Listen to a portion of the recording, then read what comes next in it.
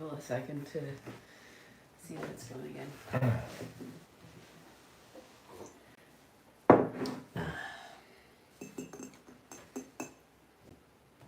Oh. I want to watch Psyryn. Strange, I'm not getting a feed right now. Okay, well, something will come up. Probably takes a second for it to.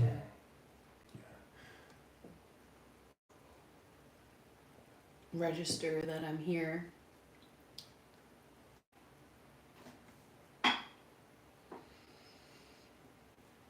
We will, yes, anyways, as I said before, we will be talking about aliens today. Okay. Yes. Aliens. Wait to the something. It's hard to get back. We were just chatting this morning, and then we thought, okay, maybe we'll turn on the camera and talk about it. Sure. Because interesting things to talk about. Seems relevant with a lot of stuff that's going on. If you follow UFO things, seems like this is about a year anniversary, well, and a month removed-ish, 2 months removed now, almost, from our experience last January. Yeah. Just real quick, 6D Combat is here. It says, hey, cheers from Denmark. Thank you. I want to just try to keep it, like, as much of a flow of Let's do it. quick flow of conversation. So I might not be replying to the chat because I'm gonna try to just like tell this experience, and I think I have talked about this here in another video. I think it was the last video, but it was really fresh, and we've both had some time to kind of think about it a little bit and hear some other things that have been coming out in, the whole UFO greater community of things. So we were listening to Area 52 podcast last night, and this guy, I can't remember his name, but his background is a professional magician, and so I find that perspective of like analysis of this topic kind of interesting, because he's sees through illusions for a living, to understand that kind of thing. And then he was bringing a story. He was talking about a story or some file, some document that was from 1999. Some Swedish. What was it? A psychologist or something or said that they had an interview with a reptilian, and we were like, okay. And the guy who's reading it's like, okay, like we're reading a story, right? Like everything taken with a bucket of salt. But I think maybe turn the volume on that. Sorry, so that too much echo here. You can't hear that. Yeah. So Okay. Here. Perfect. Okay. So sorry, troubleshooting as we go. So we're listening to this, the Lacerta files is what they're called, and it's like some interview this woman had, supposedly with a reptilian being, and the reptilian. Okay, so the part in the story, he got through like the first 15 pages, I think he said, in that it's going to be like a multi-part, video series to like get through it, because there's like speculation and analysis like going on like while he's reading it.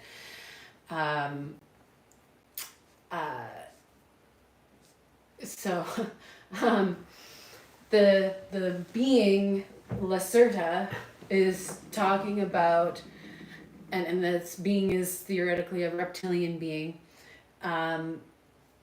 is going into how to say her actual name, like in her language.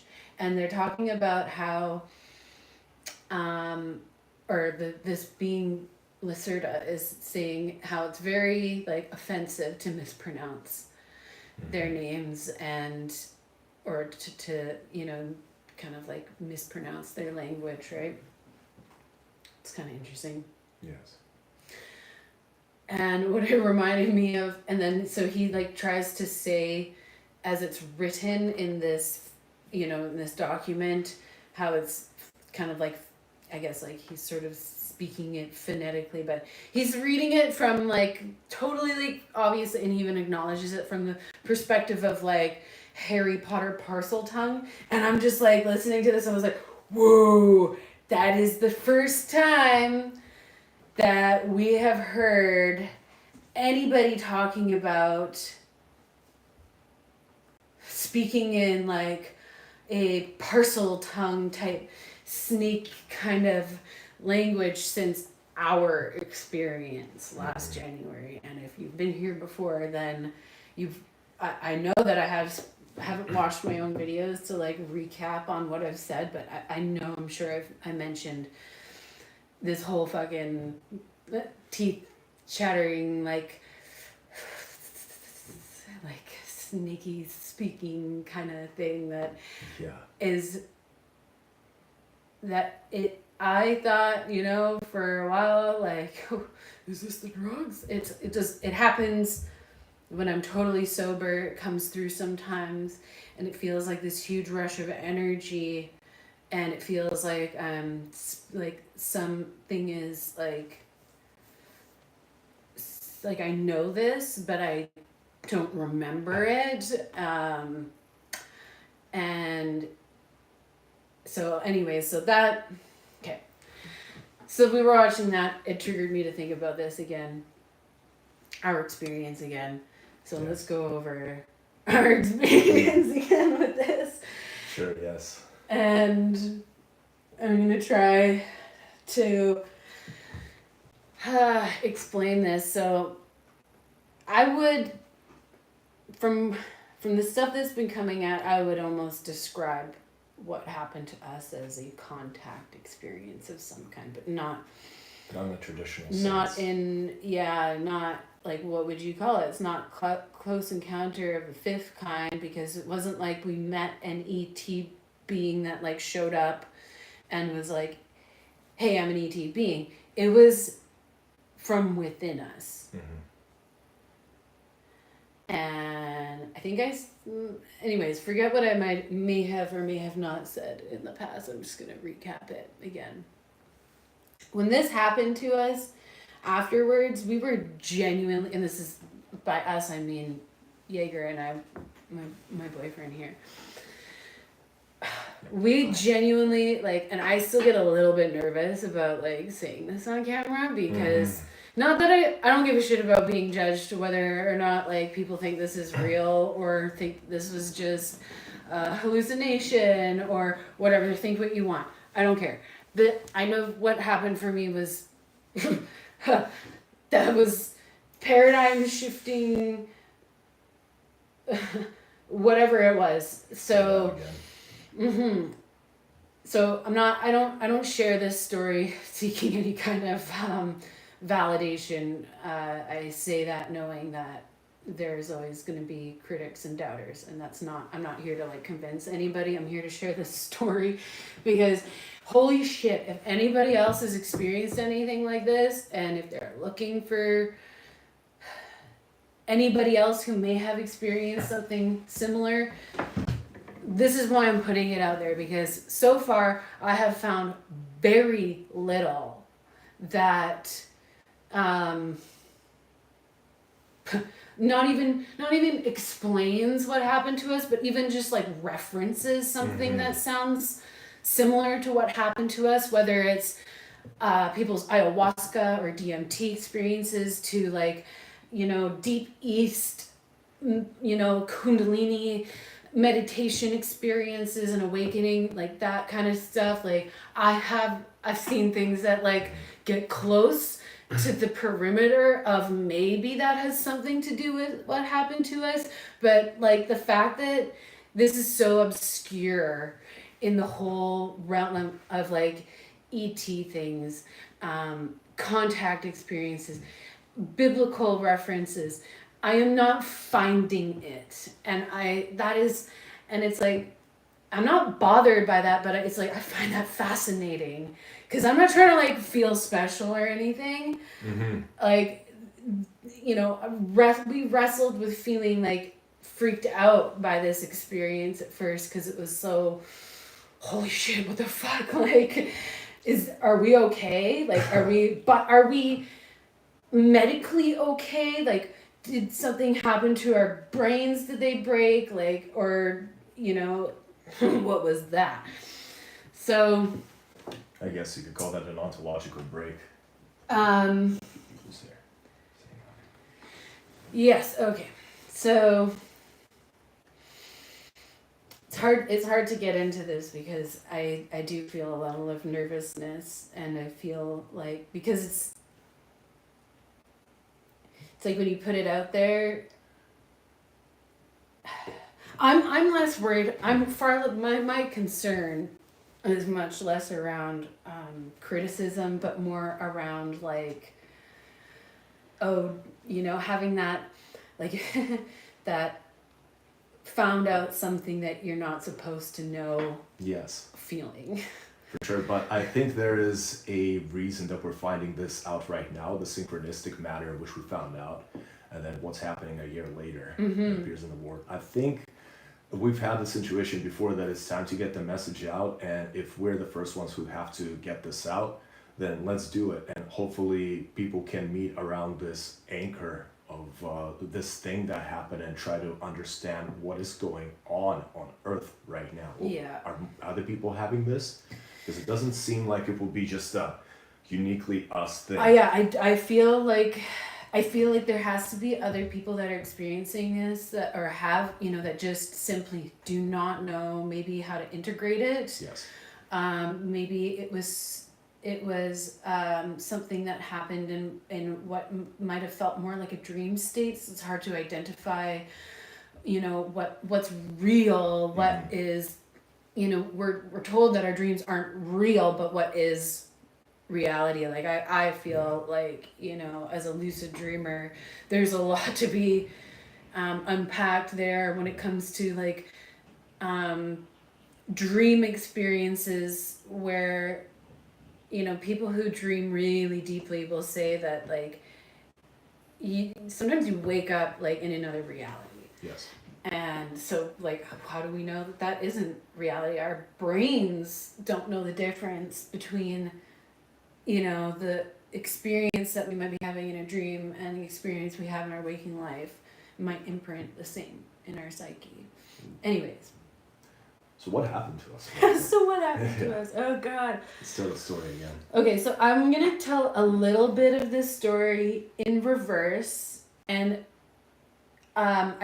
I've told this story like start to finish before, but I'm going to hold off on the very beginning part until the end not because I think that it discredits the rest of the story in any way, but because I think that some people need, like, I want you to hear the story before you make a judgment on the beginning part. Yes. Okay? That is because I think that a lot of this community is very open-minded and not judgmental towards that, but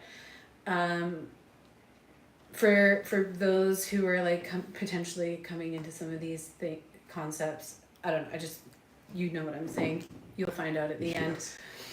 end. So it was about 11 o'clock at night on, I'm going to say it was January 11th, 2024. And we'd had a really nice, really relaxing day.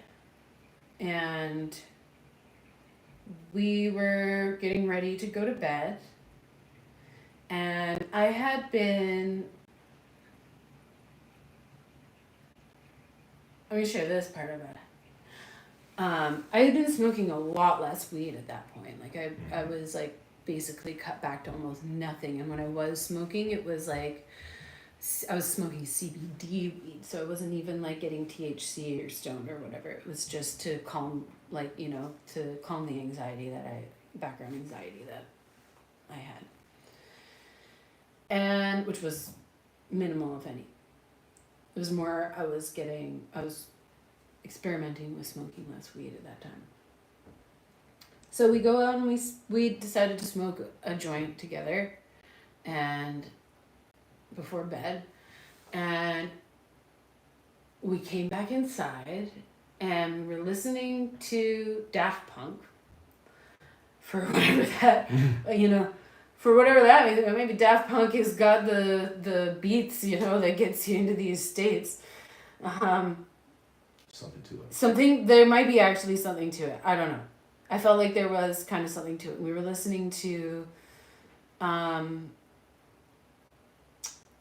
can't remember what the song was before Too Long Yes. came on. But like when Too Long came on after the previous song, it was one of those Daft Punk songs that's like really repetitive. It was too long. Like it was too long, and it was like gratingly repetitive. Like it was one of those intentionally gets you like kind of on the edge feeling. And then Too Long came on after, and we were like both kind of had this like, yeah, that's like that last song was too long, and we were kind of like laughing about it. And then something just happened. Something just clicked, like. And I will say it, I've said this analogy before, and I just feel like it's the best analogy that I have. It's like tuning guitar strings. It was instantly like, and like I felt it through my whole body. Yeah. And it felt like you were getting that too. And at first, you were sitting on the couch. It was in the other position before. You were sitting on the couch, and I came in, and then something, this sync happened, and it felt like our minds just like somehow all of a sudden we were in each other's mind. And it was like, I've experienced telepathy before, and this was like, it was, still when I think about it, it was like beyond telepathy. It was like the barrier of self was completely dissolved instantly, and we had the exact same mind. One mind, 4 eyes, 4 hands, 2 mouths. Yeah. And I'm struggling to get this out right now, because it was very like, if I'm actually like going there in my memory, it's like really intense, really powerful, telepathic experience. And so we look at each other. Now we're across the living room from each other, and we're in each other's minds, and the thoughts are, it's not even a back and forth, it's the exact same thoughts. It's like, are we, and we're like kind of almost like cutting it off. It's like, are we, is this really, oh my gosh, happening? Just like, whoa. Like we're like looking at each other like and saying nothing, and we're like, kind of like it's sinking in that this is actually really happening right now. And gosh, wow. And so I came up to you, and we're standing in front of each other, and it's like we start, I don't know, like it was like we just start moving, and it was like I couldn't tell, like it wasn't like I was moving and you were copying me. It was, we were doing a perfect mirror of each other. It was like I put up my right hand, you put up your left hand. Yes. And it wasn't even, it was exactly at the same time. There was zero delay. It was like, I don't know how to describe this as to be as fucking unreal as it actually was. And you would think like, okay, you're just like Copying mimicking each other No. really fast. It Mm-mm. shakes me to my absolute core to think of like how like this was not just telepathy. This was not just receiving and understanding the same imagery, thoughts, emotions, feelings. This was like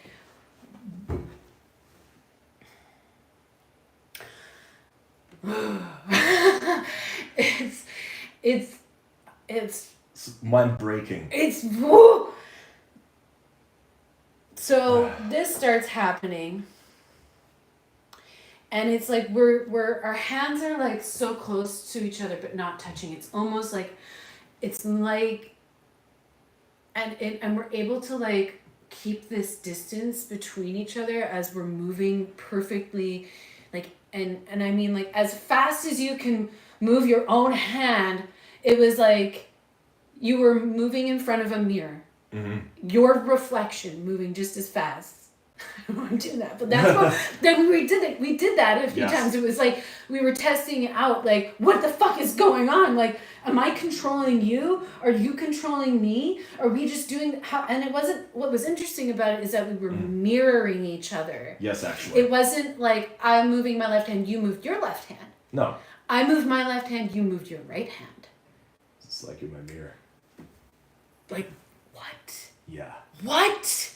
That's I need somebody who understands the fucking brain to like listen to this story like with an open mind and tell me what the hell happened here, because like it was so lightning fast that we moved as well. like I wish I was exaggerating my like emotions in this, because it's like it was so not, it just was okay. Get it together. Tell the story. So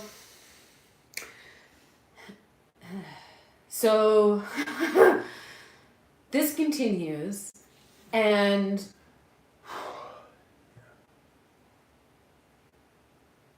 there's some of it that I think I might have touched on before.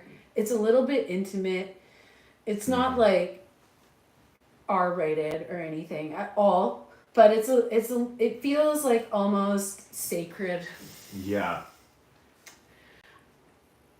How best could we describe it without going there? This mirroring of each other continued, and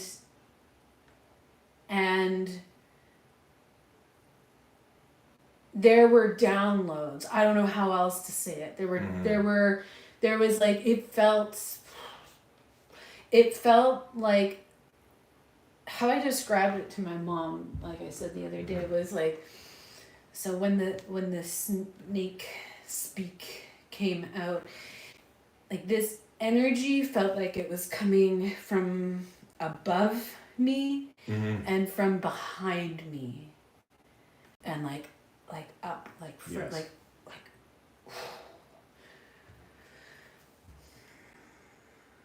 it was like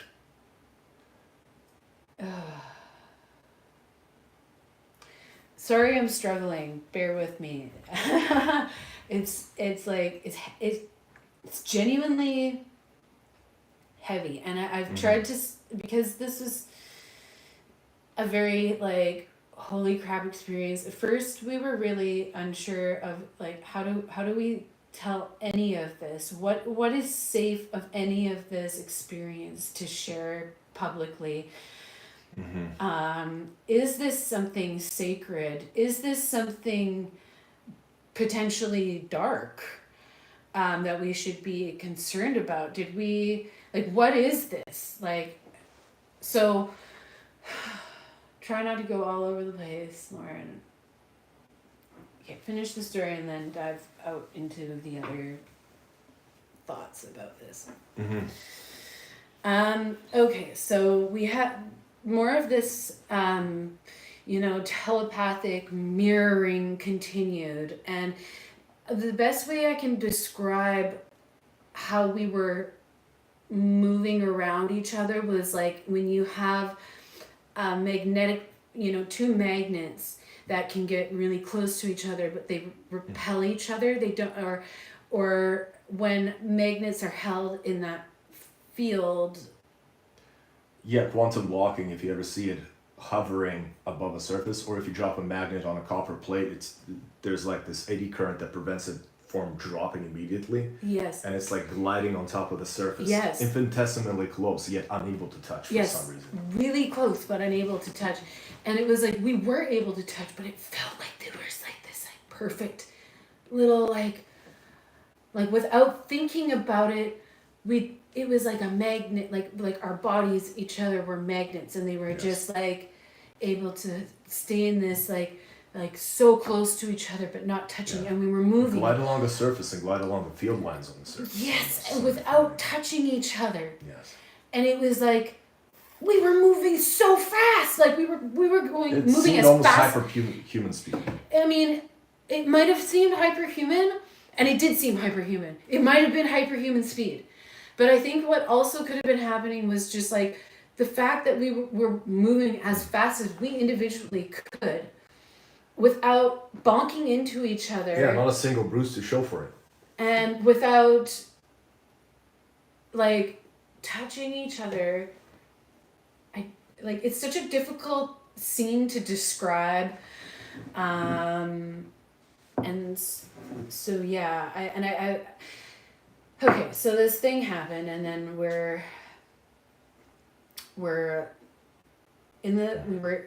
went to the bedroom, and we were sitting on the bed, and then after this like intense like body movement experience, magnetic body movement experience, I started this like snaking speak thing came out like so strong, like something needed to be fucking said. Mm-hmm. And this was a few days post parasite cleanse. Yes.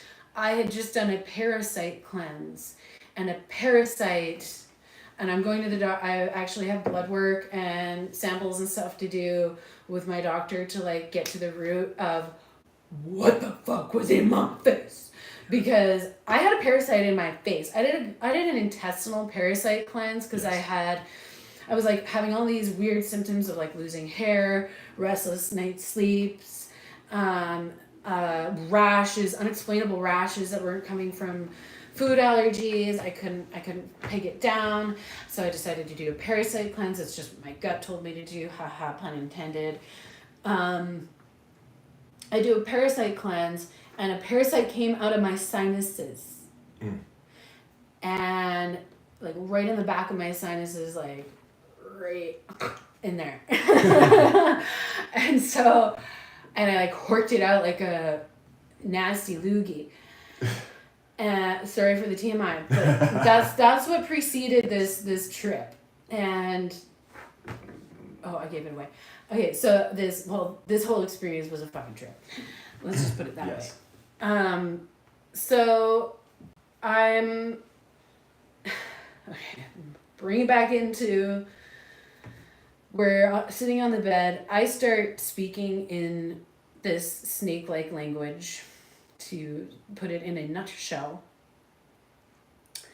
And I'm feeling like I'm expressing an extreme rage towards this parasite and towards the issue, there's something going on the earth, was what was coming through in regards to parasite infection. And I don't just mean that in like the literal, in our bodies. We have literal fucking parasites that are causing a lot of our personal, medical problems, but like parasitic energy affecting this planet. And there's there is, there it is. That's okay. There's something in me that feels like there are beings on this planet that see a whole lot more than what we as humans see about what's going on the planet. There's a parasitic infestation on Earth. These beings don't like it. They've tolerated it for a really long time. They were here before us.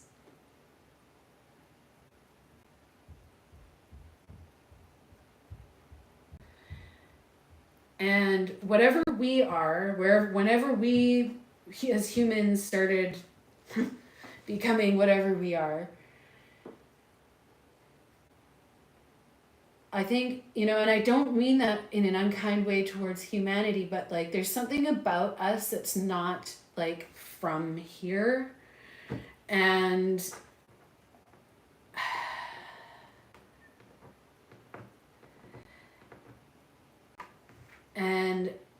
it's like I really see a lot of good in humanity, but there's also a huge problem with a lot of what we do. We don't need to get into that. Anyways, I'm going off into but this was what was coming through in that moment. There was a lot. It felt like this really deep frustration and absolute utter like heartbreak for also almost feeling like helpless in being able to correct the corruption that's going on here. And like, I don't know, I couldn't tell, like it felt, okay, what I felt like happened was something was channeled in this, and I feel like it's a part of me. I don't feel like it is an external entity was speaking through me. I've had this experience of this snake speak quite a few times before this experience, but this was different, and it was connected to a whole lot of other stuff, and it felt like this was the first time that I got a glimpse into where this experience was coming from. And now here we go into, so after this immediately happened, it felt like Yegor and I were like seeing a different part of ourselves, like unveiled to each other for the first time. Like they're like seeing a different layer of each other. Like I was looking at you. It's not like I was visually seeing you. Like almost I was visually seeing you differently, but not. You didn't look different. There is a different energy behind you, and there was a different energy behind me, but it wasn't like another entity. It was us. I could see you, the best way I could describe it is I saw your 5D self, and whatever that means. I felt like I saw a larger part of you. You almost had this, I don't know if I hallucinated it or visually had like this almost golden glow coming from behind you slightly. I kind of saw that from within you as well. Yes. And like I've seen that inner light in people before. But this was like, and I'm not trying to like make this sound. I'm not trying to make this sound like anything. I am just simply trying to describe the best I can with the words that I have, as accurately as I can to the experience, what it felt like. And it felt like this was something so deeply ancient that I could not place this on a human timeline of like, this was not like ancient Egypt or Babylonian, or this was, I don't know, but it felt like ancient. At first it felt like, okay, we were so taken aback by this experience, we thought it might be something alien. Mm-hmm. Now, in the last year and in the last couple days, there's been some things that have come across that have started reframing certain narratives that I feel like have been dominant around certain areas of like UFO, UAP, non-human intelligence, ET beings, this world, right? Okay. So let's talk about reptilians. Sure, let's get in there. Because this is so hard for me to like start to even like unpack, because I always like, even though, okay, I am open-minded, I started coming into UFO world around 2017-ish when I saw one. I'm not going to recap that right now, but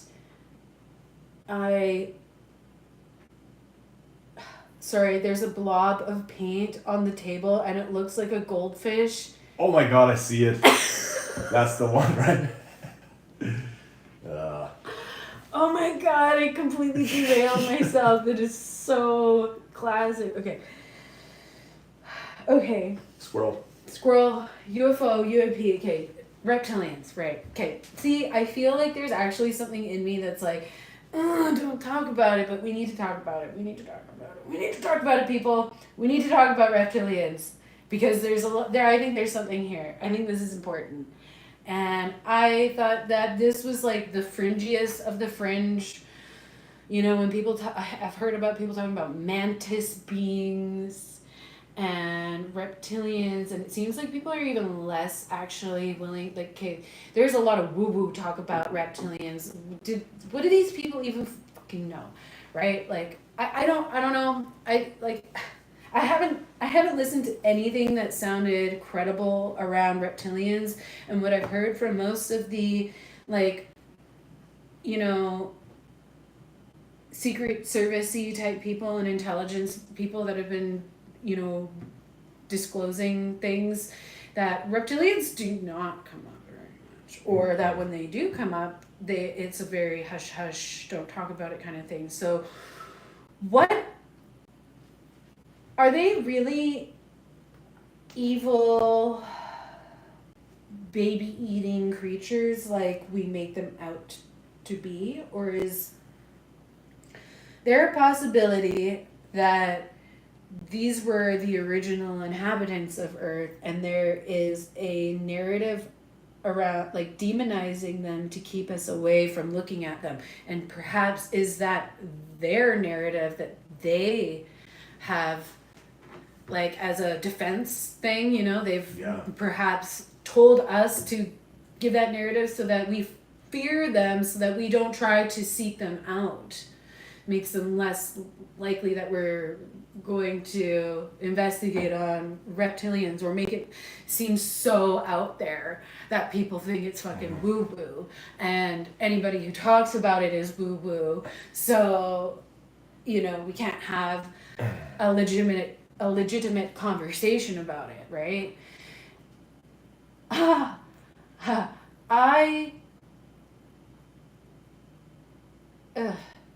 Let's take a little peek. What do people think? Look at my culture. Yes. So let's go back a little bit here.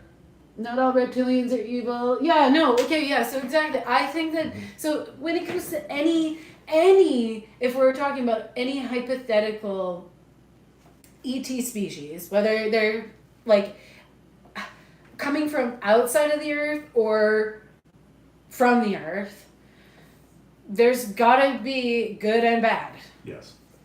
Like with is there any one truly benevolent race out there that every single being of that race is truly benevolent? I don't know. I find that hard to actually believe, and I would be really wary of believing people that claim that a entire race of beings is either benevolent or malevolent, because that feels like propaganda to me. Yes. Well, I believe the law of correspondence very much applies to this. Look at what's going on Earth. And you don't imagine that aliens that are made of the same consciousness, or don't even like the term alien for that, but we're all the same consciousness, and we all have the capacity for good and evil within ourselves even. We have our own shadow, and we have our own light that we battle with daily. How could not each individual point of consciousness not have that as well? Yeah. Generally, societies may incline to the service to others path or the service to self path, generally. Now, something that I've heard an interesting theory about is like maybe some of these beings are so highly advanced in their ability to like be like perceive non-linear time, like perceive beyond linear time, that it almost interferes with free will. Like they have less free will. Yes. Because they're like, we have more free will because of our linear experience of time. And because of our lack of knowledge of what will happen. Exactly. That's the linear experience, yes. Yes, yeah. So there's, you know, perhaps different kinds of, you know, we would have to understand, like, get out of our linear, you know, perception to understand how, I don't know, like maybe free will isn't necessarily universal among sentient beings because of their ability to perceive beyond linear time. Yeah. The question here is, do higher dimensional beings have to exist within duality like we do though?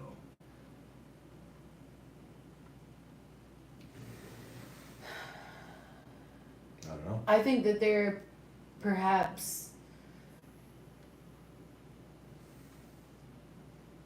like, well, okay, so I don't know, is duality limited to the material plane? I don't think so, because duality exists in mentalism. Yes.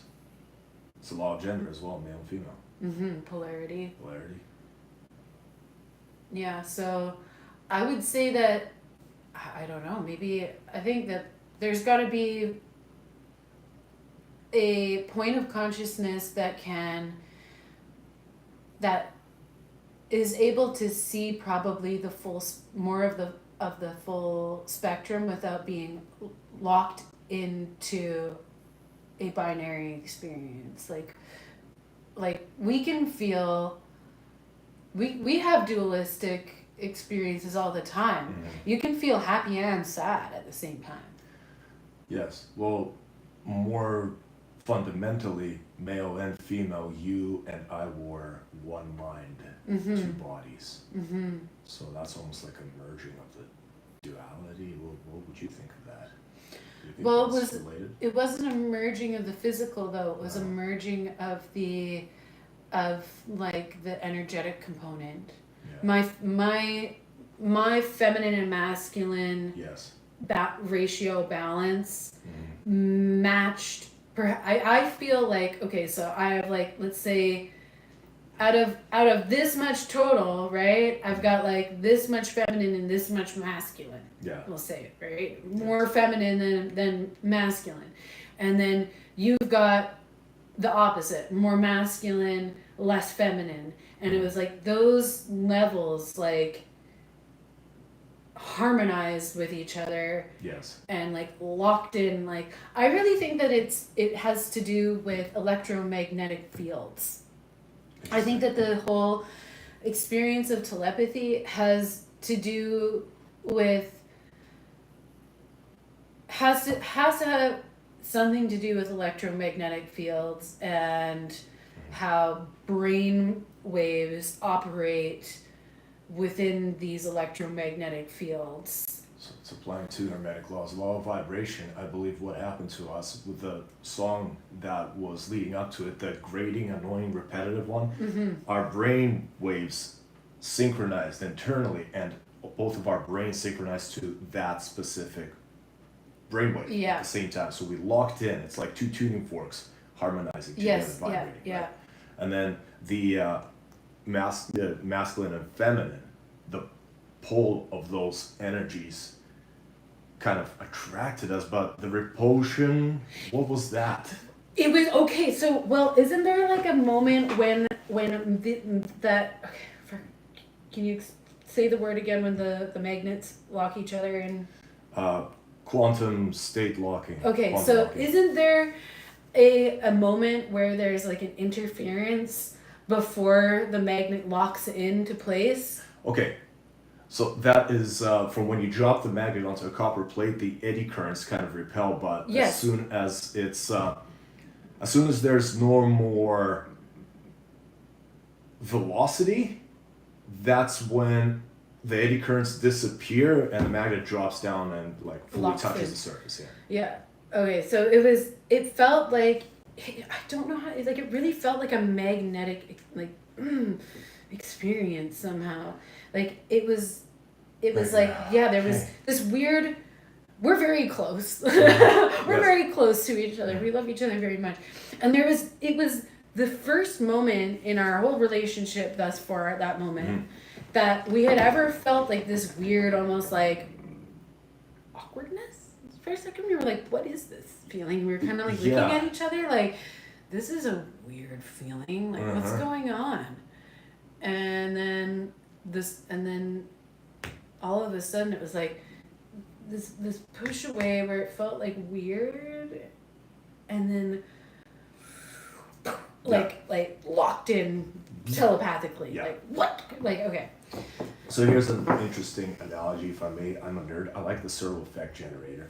The way this thing works is roller pins rotate around the outer surface of this copper plate, but they are magnetically simultaneously attracted to the plate they're rolling on, but the eddy currents in the copper are kind of just separated just a tiny bit. So the very way that because it's a rotating magnetic field, it's vibrating, it's not a static magnetic field, it's causing them to kind of hover an infinitesimally small distance from each other.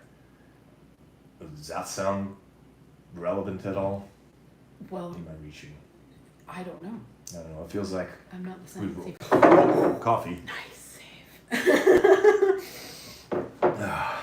Almost lost the coffee cup. It's okay. Okay. I think we're getting off topic a bit here. Yeah, well, I mean, it's all connected thoughts that we've thought about since this experience. It's hard to understand. It's hard to understand. So, and you know, sometimes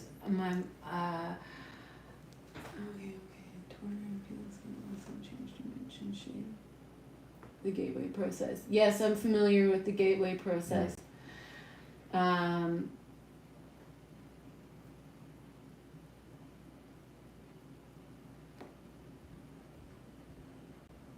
Yes, those are interesting thoughts. Sorry, I don't know how to comment back right now on those thoughts. Torus John, fields. thank you.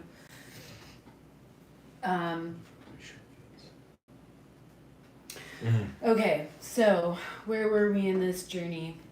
Thanks for coming along. Okay, so yeah, some things have come out in the last year. I'm sure, like, it looks like there's definitely some people here that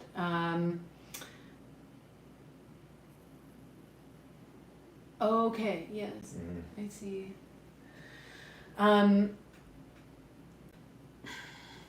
So I think that there is,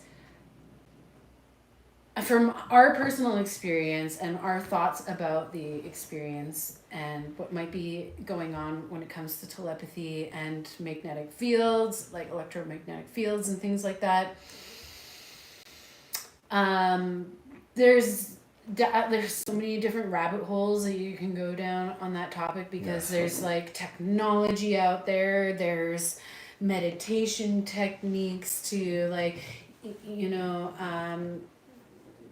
get yourself into certain brainwave patterns, and I think that there is a lot going on here that is reproducible. I would love to talk to people that are like involved in like the telepathy tapes stuff about, give them some maybe ideas if they haven't considered the possibility that there's communication between electromagnetic fields happening with individuals. Yeah. You remember that particular moment of it? The interesting hand signals. Yes. This is something you haven't mentioned. I That think, is but true.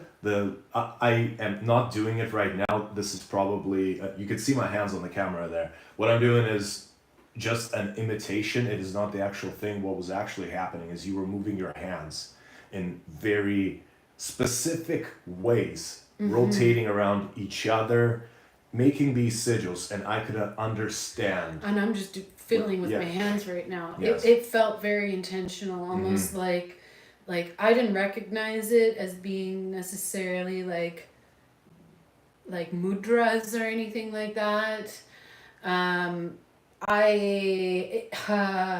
It was almost like some kind of like sign language mixed with like expressive gesturing, almost dance like, but it was like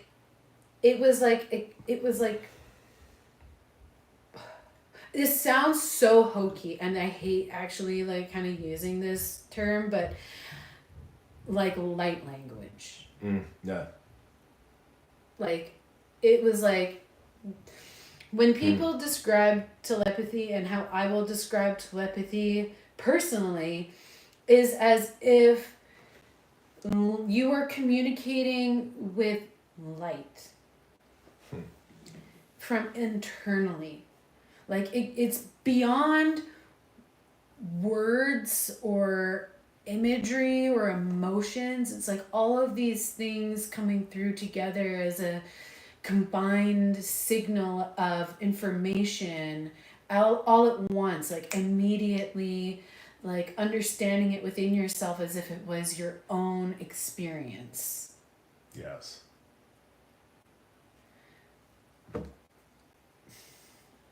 Gosh, it's just, I just hope that if you've had an experience like what I'm describing, that this is validating or affirming for you, because, I like I said, I'm not trying to convince anybody else that this is real. There's a lot out there that is a lot more than anecdotal at this point that, in my opinion, fucking proves that telepathy, bare minimum, is something that human beings are capable of. Not just capable, I believe it's a fundamental quality of ours. I think so too. Like we don't give the gut feeling or the intuition the credit it deserves. That's a psychic awareness. That's a psychic sense. Yes. Like we can call it what it is without, I think at this point we need to get over like being afraid of sounding woo-woo. Yeah.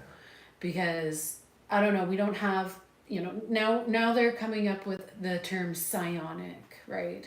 I think that's, to break away from the baggage associated with the term psychic. Because we could all picture the person who claims they're psychic, right? Exactly. On the macro scale. Yeah. So, psionic almost puts a more sciencey ring to it. It rhymes with ions. That's a science term. It sounds like science. That's yeah. Science. Yeah. So yeah. Gosh, this is such a hard thing to talk about and stay focused on, because it just, at this point, it starts to get into like, what the fuck happened, and like jumping around. But immediately after this experience, we could not go into public for like a couple days because we were so shaken to the core, especially myself.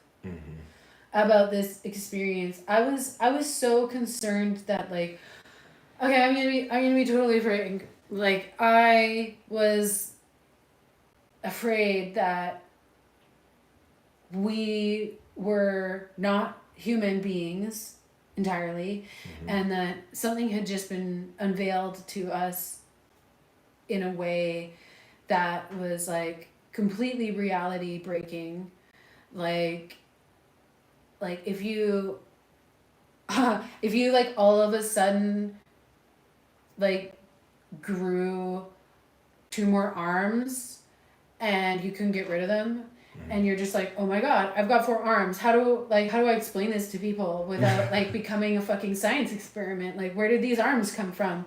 It's a great way of putting it, actually. That's how it felt. Yeah. That is literally how it felt internally about like what we had tapped into. It was like, oh my god, this isn't normal. Are we okay? Like, you know, there was it wasn't paranoia, it was legitimate like, holy shit. Like, how could we even, pardon me, get coffee burp. Pardon me.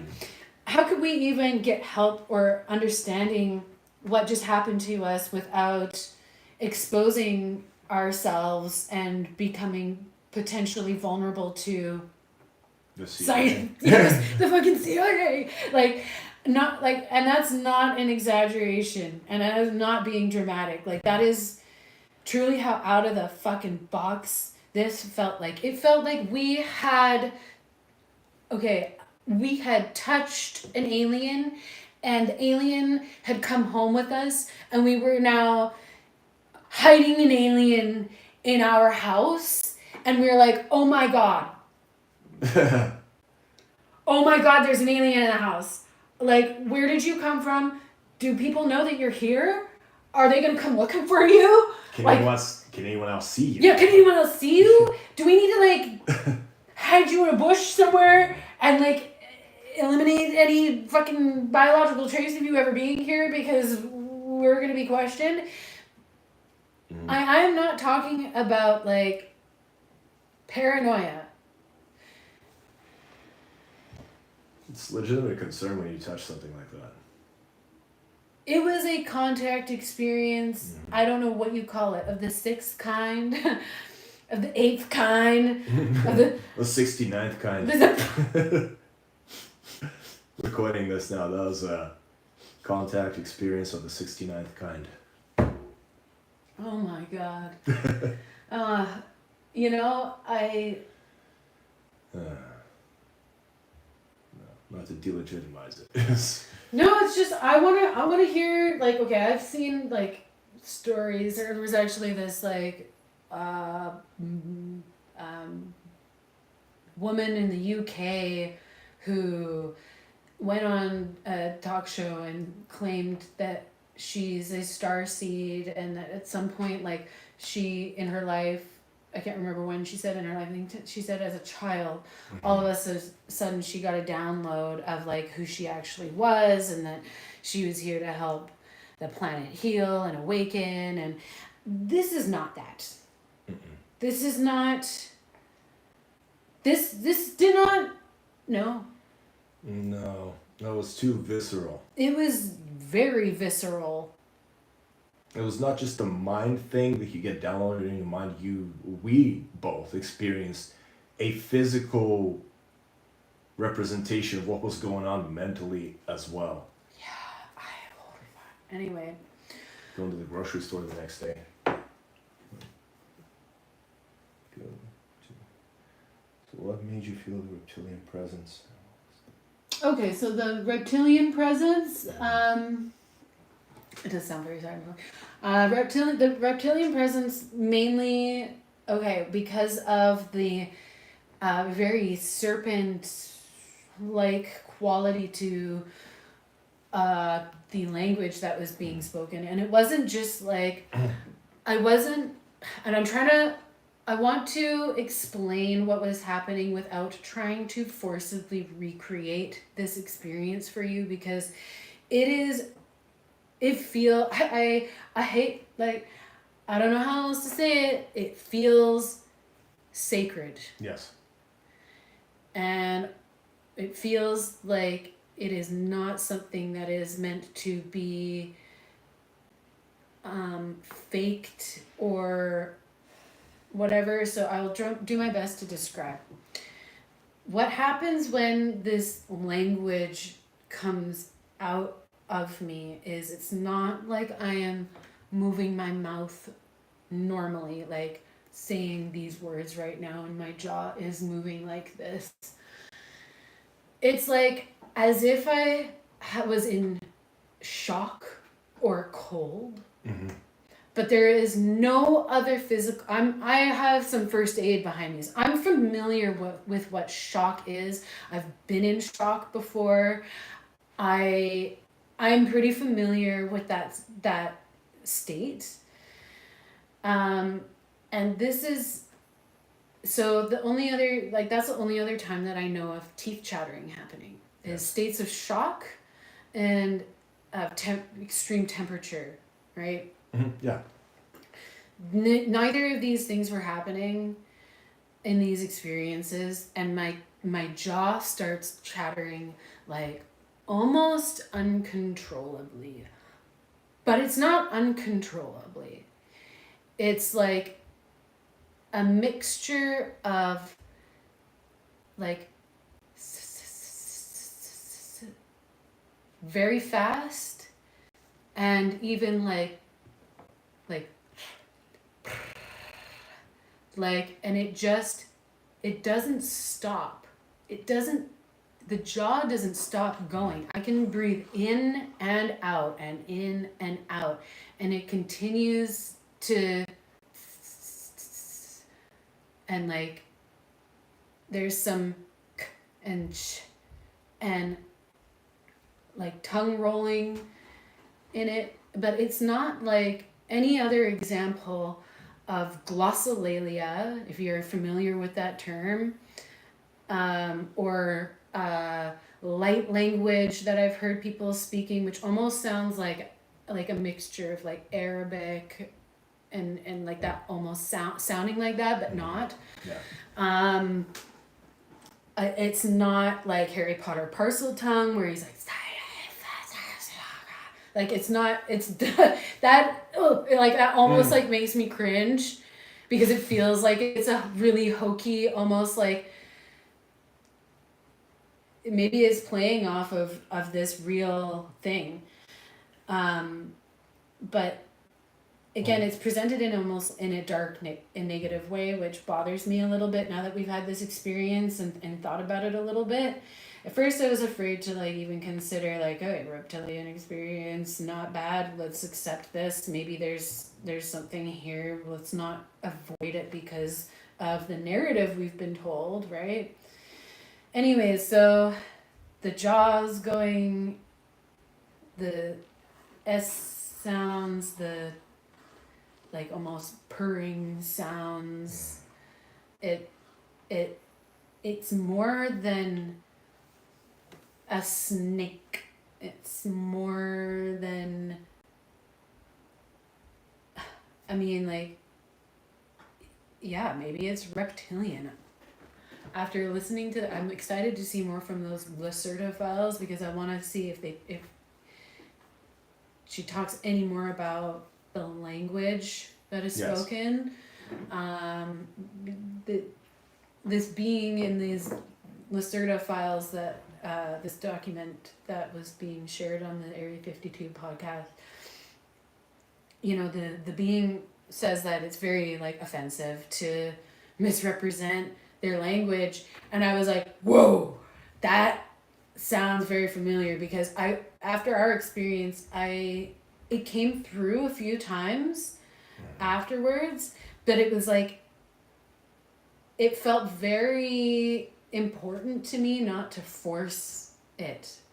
Like, it wouldn't allow, I say it, what is it? What is that? What do I mean by that? I don't know.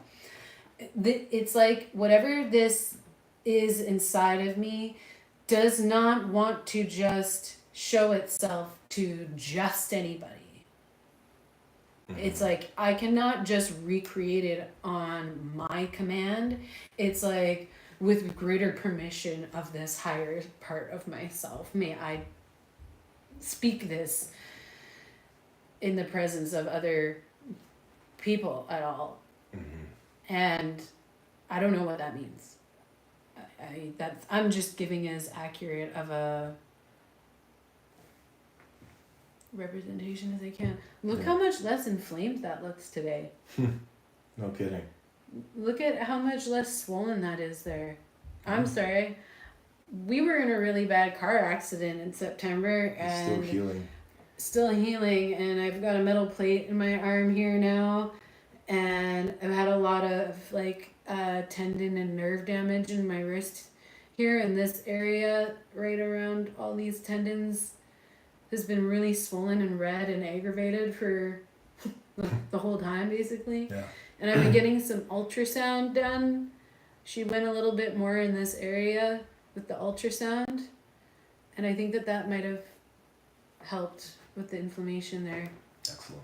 Look how much less red and angry that is. Sound healing. Sound healing. Right? Ultrasound. Healing it helps get blood flow into these areas. And yeah, like feel that. Feel how much less right here. Like how much less Oh yeah. swollen that is. Yeah, no kidding. Anyways, total digression. It might be this happens a lot. It might be time to wrap up this part of the video. Sounds good. I don't know. Maybe we can keep chatting for a little bit. Ultrasound headband soon to lucid dreaming. Yes. Okay. You want to hear a funny story that I think I might have mentioned before here, and I would love if anybody is bored today and wants something to try to dig up on the internet. Here's something to try to dig up on the internet. Okay, I'm going to roll a joint. Don't judge me. So back in the day, I think the last time I saw this video on YouTube was like circa, I want to say like 2012, and it was an upload of an old talk show, and I think it was I want to say it was an American talk show. Oh gosh, I can't remember if it was British or American, but they were hosting John Lennon and Yoko Ono, and some engineer dude that was with them, and had this like, so the dude they had with them was like, he's had this almost like not a shruti box, not a harpsichord, but it was kind of like a little harpsichord box. I can't remember what those are called. It's like a little box about this big. It kind of sounds like a harpsichord. I think that it's an Indian key instrument, like played in a lot of like meditation type music. I'm pretty sure it's an Indian instrument.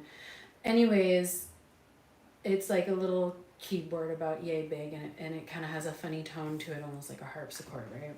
Right. It's in the harpsichord family, I'm sure. So he's got this thing hooked up to, I guess, like an amp or whatever, like feeding it into a speaker of some kind. And then John Lennon and Yoko Ono are sitting there, and they've got these headband devices on, and they're connected to like pads that I think are like connected to like their, like on their heart kind of thing, like picking up the signal of the brain and the heart, right? The electromagnetic field, essentially. And so they're able to, they sit there and they're essentially like, okay, now we're gonna like meditate and make music together. But that's basically what they do. So they sit there, and it takes a minute for them to kind of like focus their energy, and it like comes through as like,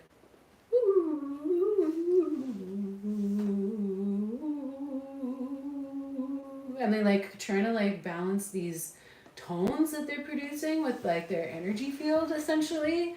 This is like early tech. This isn't like the 70s. Yeah. So they're trying to play this thing using electromagnetic fields. Yes. And then the guy's like playing a little melody along to their like little funky sounds that they're producing.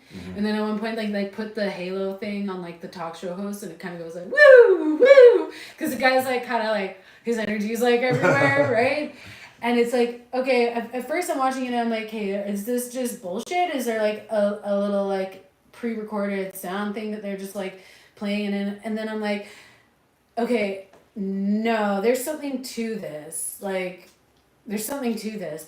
And then, God, help me, if you can find this video, like, I don't know what to search. I've tried everything. I've tried different platforms, like, that, you know, that might dig this up. John Lennon and Yoko Ono on a TV show, you know, with they called it the Halo device. I'm pretty sure is what they were calling it, a Halo device.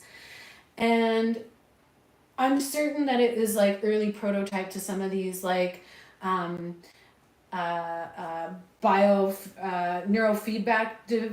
machines that they have now that you can get that like help you meditate and shit like that.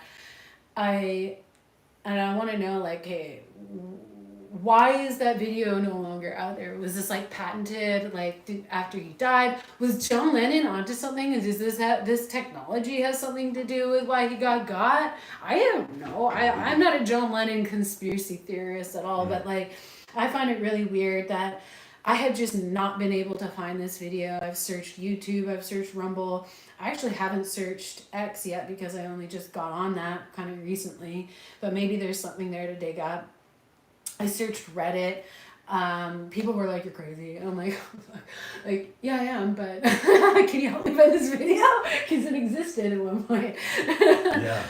Anyways, and I think it's really interesting that was going on back in this, like, what was it, the 70s, or when did John Lennon die? Early 80s, I think. Yes. Yeah. Anyways, so that was a thing. So yes, I've heard of lots of things. I don't need a whole lot of help inducing lucid dreaming. It kind of just happens almost every night. For me, it happens more around the full moon. Woo, witchy woman. I am using Grok to see if it finds it. Oh, thanks, appreciate that. What are your thoughts on ghosts and demons? Thoughts on ghosts and demons. I think that there's a whole lot we don't understand about what's going on in other substrates of reality. You want to get into the story about you as a baby? Or no? I mean, I don't know how to even place that, really. I feel like I need my mom to tell that story and also tell the story of my birth, because I think that's... I find it so awkward to hear her tell the story of my birth, but at the same time, it's like, yeah, what the fuck? I've heard her say that story, and it's psychedelic. That is not a regular birth. It sounds like a DMT trip, and that is not an exaggeration. Like, I've never heard anything else quite like... I'm sure there's got to be other women who have had similar experiences, and that's why I think it would be worthwhile having her tell the story herself, because that's another one that's like not seeking any kind of validation. Her experience of my birth was as real as it can be for any human being, and if you're a mother, you know that that's like probably the most real shit you've ever been through in your life. I haven't, but I can only imagine a human coming out of you would be something that would stick with you forever. Some people have traumatic poops that they remember forever. I can only imagine that passing a human child would be pretty intense. I mean, traumatic in a good way, you know? It's just like, whoa, that's a lot.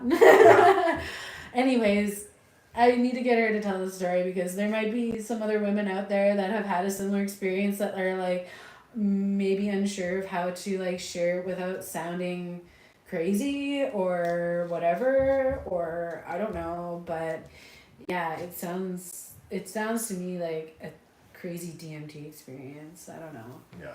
Yeah. Ghosts, demons. So yeah, I think that there's a lot. I mean, let's throw angels in there too. Why not?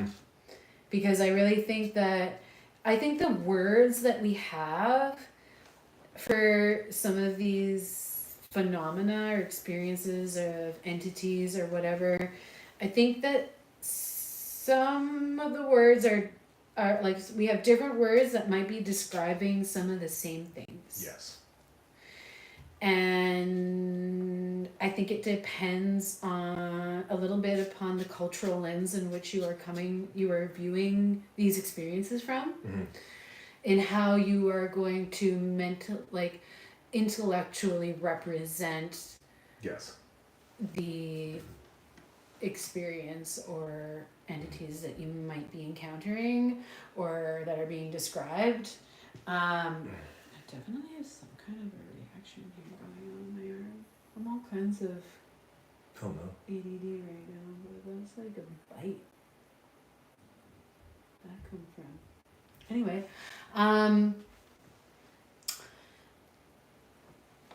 yeah, I think that depending on what your level of acceptance and overall, I don't know,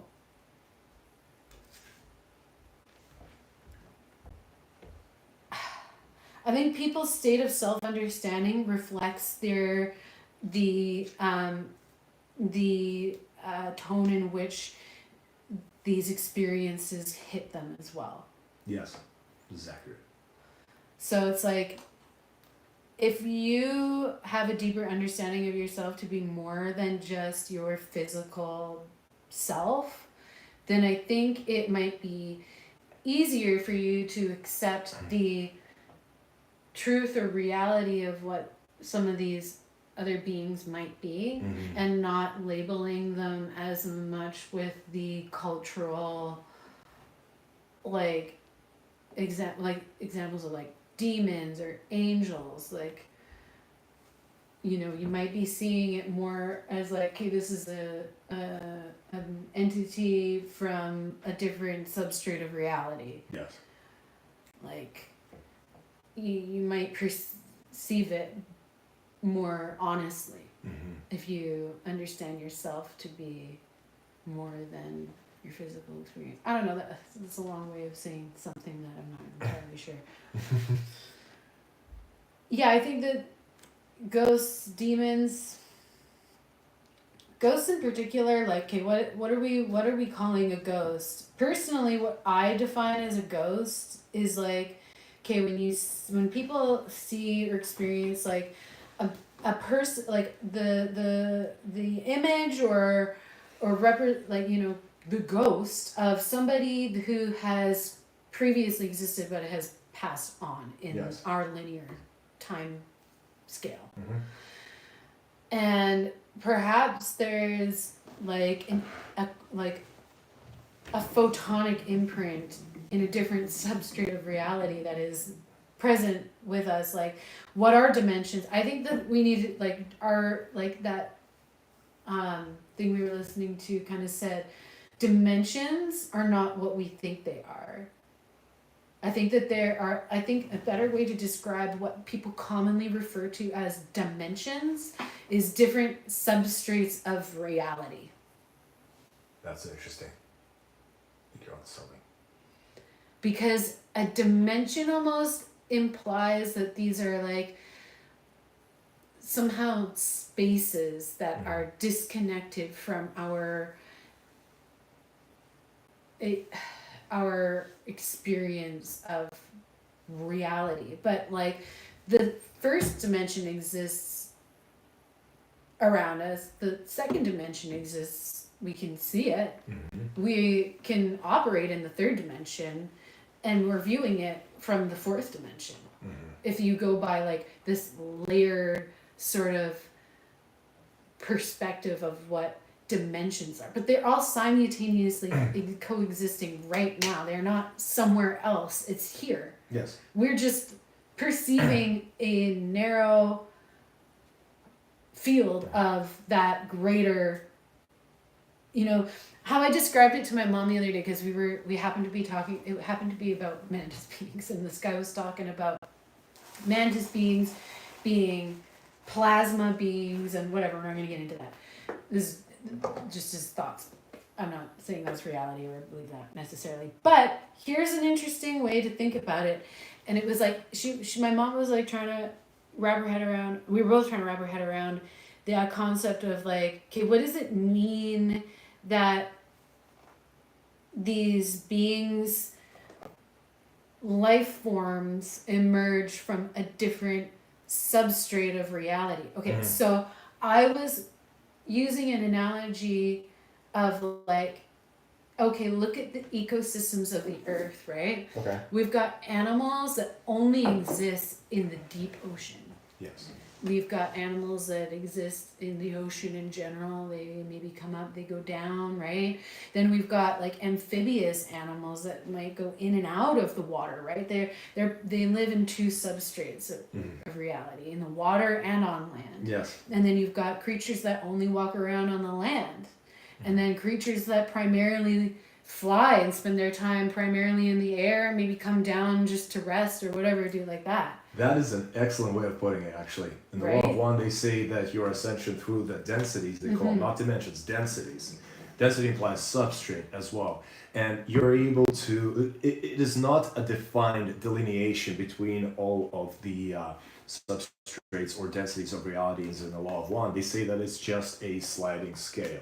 So in your case, the creatures of the deep ocean, they can come up to some shallower ocean a little bit. The shallower they go, the harder it gets for them to go up. Yeah. And frequently when you hear stories of people's encounters with NHI, non-human intelligence, any being, those beings say that, I've heard it said that, I can't bring up any direct references, but that these beings need to densify themselves a little bit and lower their vibration to be able to be present, but it's difficult for them. It's like going down deep into the ocean. Yes. It's like the pressure is too much for it's their... too thick.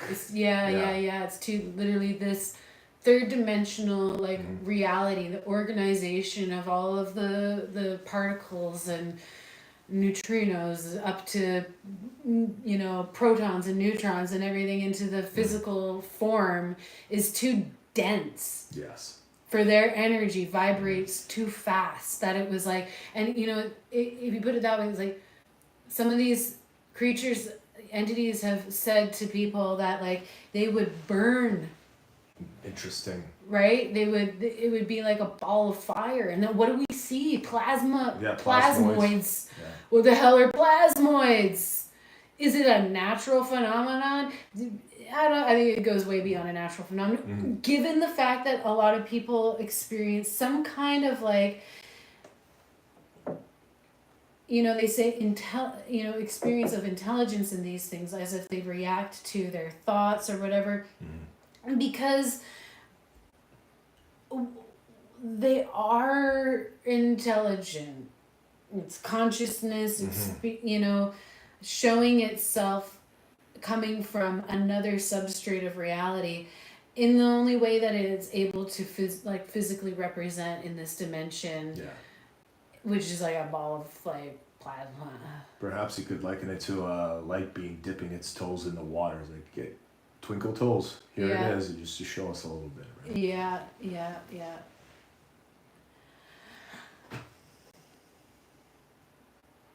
Conscious plasma is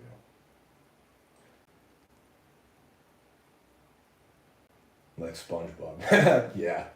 We live in a pineapple under the sea. Oh my God. From Planet Bob. Planet Bob. Okay. I think those are some good thoughts to leave it on. I think so. I hope if you find anything about the Oh, actually, yes. Edifice Leviathan, I hope I'm saying that right. So I found out why the documentary Daytime Revolution has the clips, and they probably removed them from YouTube. Week-long co-hosting of The Mike Douglas Show in February 1972 featured David Rosenblum's Biofeedback Machine. Yes! Let's check that out. Thank you. God bless you. What is it? I cannot say Leviathan. You're awesome. Rock on. Thank you. God, I love internet community rocks. people. That's amazing. Your community is so not dicks like you see in so many YouTubers, right? I You've know. got genuine people help. I Thank feel you, really, guys. really, really lucky and blessed that people come on here and contribute like intelligent thoughts and questions, and I am very humbly appreciative. Thank you for coming and staying on for the chats this morning.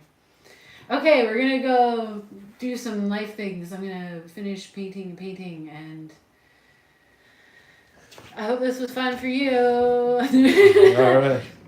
If you have any questions about any part of this video, please leave them, and there will likely be follow-ups on this topic as there's more stuff coming out in the disclosure world of things. I am looking for anything that I can find to do with like snaky speak that is above and beyond like a kundalini awakening, because I mean that's the best that we've gotten so far.